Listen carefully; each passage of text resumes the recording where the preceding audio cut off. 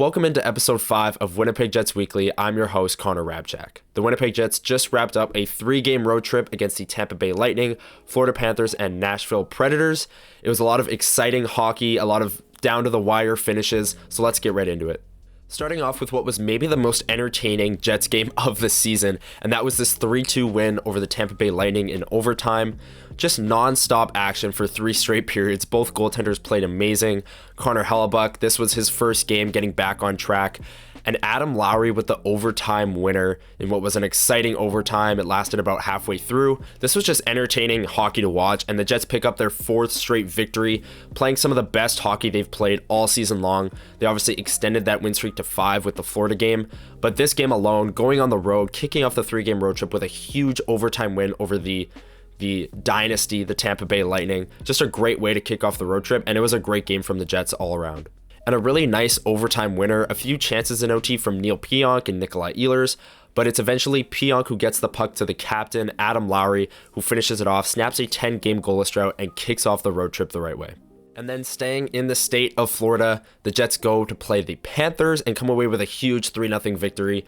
Connor Hrabchak once again in net. He gets his first shutout of the year, and his save percentage is now up to .908 after it being under 900 for the majority of the year. But this was just one of the best games the Jets had played all year. Great start. Connor Hrabchak, lots of chances, but he was up to the task. And then Nikolai Ehlers scores one of the nicest goals you'll see all season long, Winnipeg Jets or not. Just an incredible goal from Ehlers, going around the defenseman and then going high blocker side over Bobrovsky. And the Jets, front to back, dominated at 5-on-5. Hrabchak shut the door, and this was just a picture-perfect game from front to back. The Panthers are a really good hockey team, and they recently activated Aaron Ekblad and Brandon Montour off of injured reserve. They played in this one. That was a huge boost to their team. They're a playoff team in the Eastern Conference, and the Jets went into their barn, took care of business. The game wasn't close. Connor Hrabchak shut out. He's finally back, and the Jets could not be happier with how it went. Connor Hrabchak obviously didn't get the start on Sunday night against Nashville, but he looks to be turning the corner, especially after the rough start. He's now back up in the top 10 of goals saved above expected, all where we expected Hrabchak to be at the start of the year. He's finally back, and this was another outing where high-powered offensive team doesn't matter. The Jets suppressed chances, and Hrabchak was up to the task. And we've been talking a lot about the consistency of the Winnipeg Jets and how they bring the same style of play to every single game. This one was no different. They stuck to their bread and butter. And when Hrabchak is back and they're dominating at 5-on-5 like they have so far this season, they're going to be one of the best teams in the Western Conference in the Central Division, and they proved it in this game. And the biggest storyline from this one was Rick Bowness's return to the bench. He had been tending to his wife, Judy Bowness, who suffered a seizure just over a month ago, but he said she's doing about as well as they could have hoped right now, and he feels comfortable leaving her alone for a few hours as he goes to a practice or a game. And as you can see, clearly a huge emotional boost to the locker room. Adam Lowry giving him the game puck after that game against Florida. Rick Bowness, one of the most well-respected people across the entire NHL, never mind within that Jets locker room. Clearly a huge boost to this team. Not that they needed it, having winning 5 straight games, 8 of their last 9, having secured a point in 13 of their last 15. And it's good to see Rick Bowness back behind the bench, contributed to the 5-game winning streak that the Jets were currently on at this time. Emotions were high, things were going well until that game Sunday in Nashville. And to wrap up the road trip, the Jets lost this one 3-2 to the Nashville Predators. A tough end to what was a really good road trip up until that point. Laurent Brossoit got the start instead of Connor Hrabchak. That was a big question mark, especially after the game, given how well Hrabchak was playing and how this game went for Laurent Brossoit. But Nashville is on fire now. They've won 5 straight games. This was a divisional game, end of a road trip. Not trying to make excuses for the Jets in this one, especially given how well they played Friday, but this is a tough spot. They end up losing this one to wrap up the road trip, and then they'll head home for a 4-game homestand. If there was anything to like about the Jets in this one, it was the first 10 minutes where they jumped out to an 11-3 shot advantage, and it was the third period where they were down 3-0. They stormed back, made it a game. Cole Perfetti with a really nice goal to cut the lead to 1. Josh Morrissey with a heck of an individual effort got the Jets on the board. And the third period, you like that. You like the first period. You like the start. But the rest in between, didn't really like that. That's where the Jets lost this game. and they just got to wrap it up and move on to the homestand. And the Jets find themselves right in the middle of the race for that number 1 seed in the Central Division against the Colorado Avalanche and the Dallas Stars. The Dallas Stars, obviously, the Jets' next opponent on Tuesday night to kick off that homestand.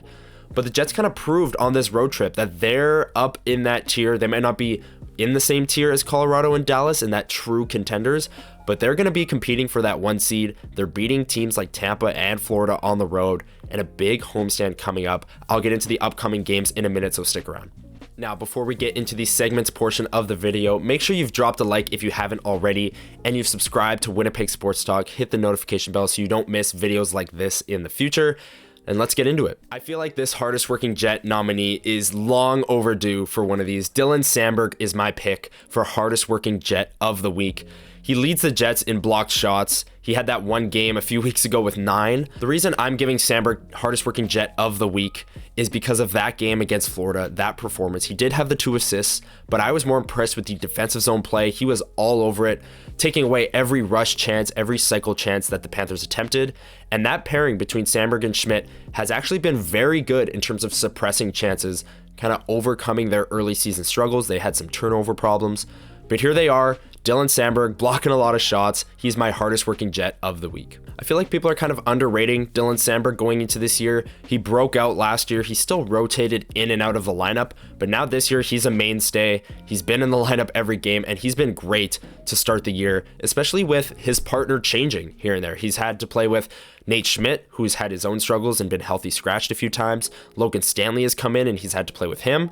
But through it all, Dylan Samberg has been great. He's been a true shutdown defenseman on that third pairing, and he's my hardest working Jet of the week. Now, before we get into the 3 stars of the week, make sure you drop in the comments below your picks for both the hardest working Jet and the 3 stars, and let's get into it. I think I'm giving him this award just because of that 1 goal against Florida, but Nikolai Ehlers is my 3rd star of the week. He has completely shed his slow start, and he looks more and more like himself every single game. He's up to 6 goals, 5 assists, and 11 points through 20 games. That Tampa Bay game, he was really close to a couple goals as well on the power play and in overtime. And then Florida, just an unbelievable individual effort to put the Jets up 2-0. Nikolai Ehlers is officially back. He's my 3rd star of the week on Winnipeg Jets Weekly. My 2nd star of the week for the 2nd week in a row is the Jets' number 1 defenseman, Josh Morrissey. He's up to 19 points in 20 games. He had a goal and an assist against Tampa Bay, and then he had that goal against Nashville, got the Jets going, gave them life halfway through the 3rd period there. He's been great this year. Like I said on the last episode, there was a shock factor last year. You weren't expecting Morrissey to break out the way he did. Now this has just become normal for him. The point totals are there. Everything's there. The plus minus is there.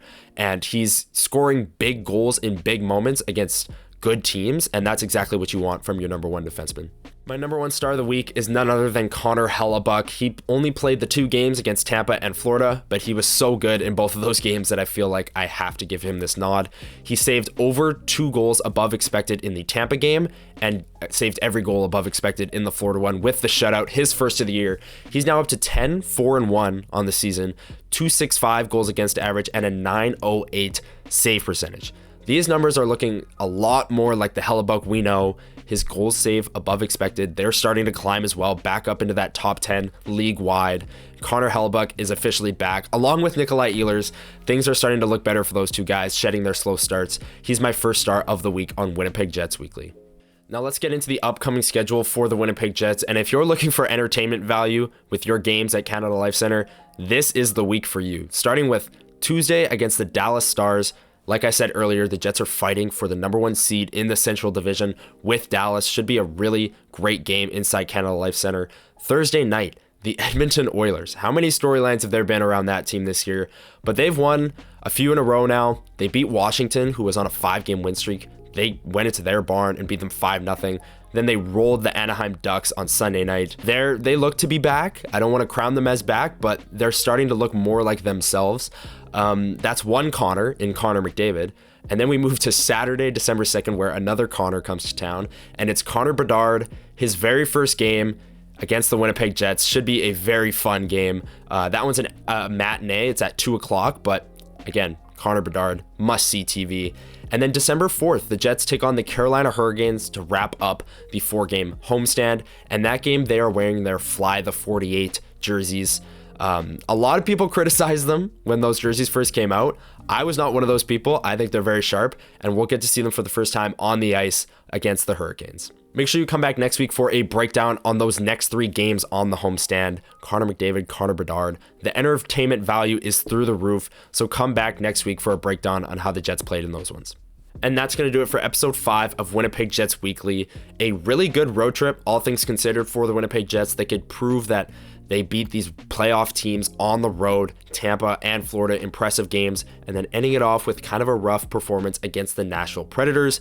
But I'll be back next week to break down the Dallas Stars, Edmonton Oilers, and Chicago Blackhawks games. Make sure you're subscribed to Winnipeg Sports Talk and hitting the notification bell so you don't miss any of those. This has been episode 5 of Winnipeg Jets Weekly with your host, Connor Hrabchak. I'll see everyone next week. Have a great week, everyone.